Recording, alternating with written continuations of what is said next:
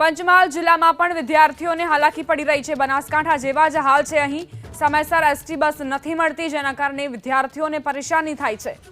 પંચમહાલ જિલ્લામાં વિદ્યાર્થીઓ મુશ્કેલીનો સામનો કરી રહ્યા છે, કારણ કે સમયસર એસટીની બસ ઉપલબ્ધ નથી થતી। વિદ્યાર્થીઓ જીવના જોખમે મુસાફરી કરવા માટે મજબૂર છે, કારણ કે સમયસર એસટી બસ નથી આવતી તો તેમને ખાનગી વાહનોમાં જવું પડે છે અને આ રીતે જીવના જોખમે લટકીને તેઓ સ્કૂલે અથવા તો કોલેજ જતા હોય છે।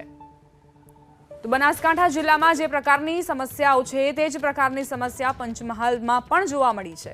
વિદ્યાર્થીઓ સવારે કઈ રીતે શાળાએ જાય, કારણ કે અહીં તો કોઈ સુવિધા જ ઉપલબ્ધ નથી।